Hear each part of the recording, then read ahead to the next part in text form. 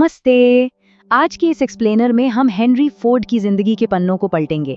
और सच कहूं तो ये कोई आम रैग्स टू रिचेस वाली कहानी नहीं है। ये एक ऐसा सफर है जिसमें एक जबरदस्त उछाल है, दुनिया को पूरी तरह बदल कर रख देने वाला एक पीक है, और फिर एक बहुत ही दर्दनाक और अकेलापन कर देने वाला डाउनफॉल भी। मतलब आप देखेंगे कि कैसे एक इंसान की जबरदस्त जिद इतिहास तो रच सकती है, लेकिन वही जिद उसे किस हद तक बर्बाद भी कर सकती है। चलिए शुरू करते हैं। जरा सोचिए, एक खेत में काम करने वाले एक आम से लड़के को शुरुआत में क्या कुछ नहीं सुनना पड़ा। लोग सीधे मुंह कहते थे, अरे जब हमारे पास घोड़े हैं तो इन कारों की क्या जरूरत, कोई नहीं खरीदने वाला इन्हें। उस दौर में ये बातें आम थी, लेकिन हेनरी, उन्होंने इन सारी शुरुआती आलोचनाओं और रिजेक्शंस को एक कान से सुना और दूसरे से निकाल दिया। सच में ये एक ऐसे अटूट विश्वास की शुरुआत थी जिसने कभी हार मानना सीखा ही नहीं था, चाहे पूरी दुनिया उनके खिलाफ क्यों ना खड़ी हो। तो आइए सबसे पहले बात करते हैं मशीनों के उस सपने की जिसने इस लड़के को उड़ान दी। उनका शुरुआती जीवन एकदम बुलेट ट्रेन की रफ्तार से आगे बढ़ा। मतलब इमेजिन कीजिए, सिर्फ 12 साल की उम्र में उन्होंने पहली बार एक स्टीम इंजन देखा और बस वहीं से जिंदगी का गियर ही बदल गया। उस एक मशीन ने खेतीबाड़ी से उनका ध्यान पूरी तरह हटा दिया और सीधा इंजीनियरिंग की तरफ लगा दिया। 15 साल की उम्र तक आते आते वो खुद घर पर पुर्जे जोड़ने लगे थे, और 16 का होते होते उन्होंने अपने सपनों का पीछा करते हुए डेट्रॉइट शहर की ओर कदम बढ़ा दिए। एकदम फिल्मी लगता है ना? लेकिन देखिए, सफलता का रास्ता कभी भी फूलों की सेज नहीं होता। जब हेनरी सिर्फ 13 साल के थे तब उन्होंने अपनी माँ को खो दिया। उनकी माँ उनकी सबसे बड़ी सपोर्टर थी, पर जाते जाते उनकी माँ ने जो शब्द कहे थे, हेनरी अपने अंदर की उस रोशनी का पीछा करना कभी मत छोड़ना, ये शब्द उनके दिल में हमेशा के लिए बस गए। इस भयानक सदमे ने उन्हें टूटने नहीं दिया, बल्कि सच कहूँ तो इसने उन्हें वो इमोशनल फ्यूल दिया जिसने आने वाले कई सालों के स्ट्रगल और अकेलेपन में भी उनके उस विश्वास को जिंदा रखा। अब आते हैं उनके संघर्ष के दिनों पर, यानी उनकी पहली कार और शुरुआती विफलताएं। 1896 का साल था और एक बड़ा ही ड्रामेटिक मोमेंट आया। हेनरी ने दिन रात एक करके अपना पहला चलता फिरता प्रोटोटाइप तैयार कर लिया था, जिसे उन्होंने क्वाड्रिसाइकिल नाम दिया। लेकिन एक गड़बड़ हो गई। वो मशीन इतनी चौड़ी बन गई थी कि गैरेज के दरवाजे से बाहर ही नहीं आ सकती थी। अब कोई और होता तो शायद मशीन को फिर से खोलता, लेकिन फोर्ड, उन्होंने सचमुच कुल्हाड़ी उठाई और अपनी ही गैरेज की दीवार तोड़ डाली। बस किसी भी तरह अपनी उस पहली मशीन को डिट्रॉइट की सड़कों पर दौड़ाने की वो एक अजीब सी जिद थी। हम सब जानते हैं कि कोई भी इंसान अकेले पूरी दुनिया नहीं बदल सकता, राइट? हर इन्वेंटर को कभी ना कभी उसे एक पुश की जरूरत होती है, और फोर्ड के लिए वो ऐतिहासिक पल तब आया जब खुद थॉमस एडिसन, जी हाँ, उस दौर के सबसे महान आविष्कारक, उन्होंने फोर्ड के इस विजन को बिल्कुल सही ठहराया। एडिसन के उन कुछ इनकरेजिंग शब्दों ने फोर्ड के लिए मानो जादू का काम किया। इसने उन्हें अपनी खुद की कंपनी शुरू करने का एक जबरदस्त हौसला दिया। लेकिन ऊंचाई पर पहुंचने के बाद अक्सर इंसान धड़ाम से नीचे भी गिरता है। 1899 में एक बहुत बड़ा झटका लगा।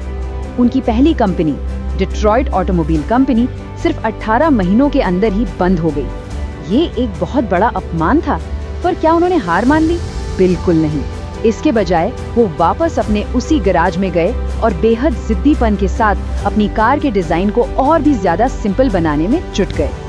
और इसी जिद से जन्म हुआ हमारी अगली कहानी का, मॉडल टी की वो क्रांति जिसने पूरी दुनिया बदल दी। साल 1913 और इतिहास की सबसे बड़ी इंडस्ट्रियल क्रांति की शुरुआत, मूविंग असेंबली लाइन।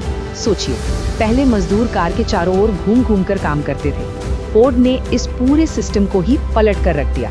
अब मजदूर अपनी जगह खड़ा रहता था और कार उसके पास आती थी। सुनने में शायद आज ये आम लगे, लेकिन उस वक्त इस एक सिंगल आइडिया ने न सिर्फ कारों के बनने का तरीका, बल्कि दुनिया भर के हर एक फैक्ट्री के काम करने का तरीका हमेशा हमेशा के लिए बदल दिया। इस असेंबली लाइन की सबसे बड़ी खूबी क्या थी? इसकी सादगी। हर मजदूर को बस एक ही काम असाइन किया गया था, जिसे उसे बार बार करना था। कोई सिर्फ पहिए लगा रहा है, कोई सिर्फ इंजन फिट कर रहा है, तो कोई स्टीयरिंग जोड़ रहा है। बस इस नए सिस्टम ने काम की स्पीड और एफिशिएंसी को एकदम टॉप लेवल पर पहुंचा दिया। और हाँ, इससे मानवीय गलतियों की गुंजाइश भी लगभग खत्म हो गई। और इसका रिजल्ट वो लिटरली हैरान कर देने वाला था। जहां पहले एक कार को पूरी तरह से असेंबल करने में 12 घंटे लगते थे, वहीं अब ये टाइम घटकर सिर्फ और सिर्फ 90 मिनट रह गया था। 12 घंटे से सीधा 90 मिनट। टू बी ऑनेस्ट, ये डेटा हमें सोचने पर मजबूर करता है कि अगर सिस्टम को सही तरीके से डिजाइन कर लिया जाए तो कोई भी असंभव सा लगने वाला टारगेट अचीव किया जा सकता है। और बात सिर्फ स्पीड की नहीं थी। जैसे जैसे गाड़ियां तेजी से बनने लगीं, कार की कीमत $850 से लुढ़ककर $260 पर आ गई। लेकिन असली मास्टर स्ट्रोक तो कुछ और ही था। फोर्ड ने दुनिया को चौंकाते हुए अपने ही मजदूरों की सैलरी 2 गुनी कर दी, सीधा $5 प्रतिदिन। इस अनसुनी रणनीति ने एक ऐसा लॉयल वर्कफोर्स तैयार कर दिया जो अब खुद उन कारों को खरीद सकता था जिन्हें वो अपने हाथों से बना रहे थे। मतलब एकदम ब्रिलियंट बिजनेस मूव। लेकिन हर सक्सेस स्टोरी का एक डार्क साइड भी होता है। आइए देखते हैं साम्राज्य और अहंकार के इस टकराव को। ये वो वक्त था जब बेतहाशा दौलत और एक विशाल साम्राज्य ने एक अनकंट्रोल्ड जिद को जन्म दे दिया था। एक तरफ हेनरी थे जो अपनी पुरानी सादगी और कंपनी पर अपने फुल कंट्रोल से चिपके रहना चाहते थे। उन्हें मॉडल टी के आगे कुछ नहीं दिखता था।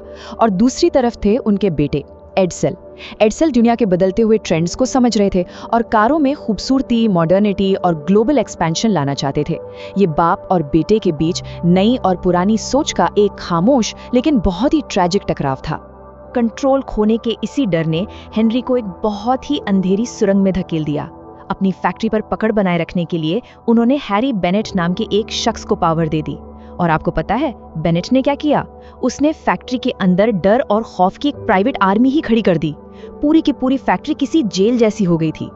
इस टॉक्सिक माहौल ने न सिर्फ उनके लॉयल मजदूरों को दूर कर दिया बल्कि उनके अपने बेटे एडसेल को भी अंदर तक तोड़कर रख दिया। और इसके बाद शुरू होता है 1940 का वो दौर, युद्ध, व्यक्तिगत त्रासदी और उनके जीवन के अंतिम साल। दूसरे विश्व युद्ध के दौरान विलो रन फैक्ट्री ने वाकई में चमत्कार कर दिखाया। हेनरी फोर्ड ने अपना सारा automotive genius B-24 liberator bomber विमान बनाने में लगा दिया। और स्पीड क्या थी? हर एक घंटे में एक भारी भरकम बॉम्बर प्लेन तैयार। हर एक घंटे में एक। ये अमेरिकी एफिशिएंसी और मशीनरी का एक ऐसा बड़ा मैजिक था जिसने उस वक्त पूरी दुनिया को अचरज में डाल दिया था। पर इसी कामयाबी के बीच 1943 में एक दिल दहला देने वाली घटना घटी। लगातार काम का भयंकर स्ट्रेस, पिता के साथ रोज रोज का मानसिक टकराव और अल्सर, इन सब की वजह से एडसेल फोर्ड का सिर्फ 49 साल की उम्र में निधन हो गया। इस एक घटना ने हेनरी फोर्ड को अंदर से पूरी तरह खत्म कर दिया। वे खुद को अपने ही बेटे की इस मौत का जिम्मेदार मानने लगे और एक ऐसे गहरे गिल्ट में डूब गए जिससे वो कभी बाहर नहीं आ पाए। और फिर आया 1947 का वो दिन।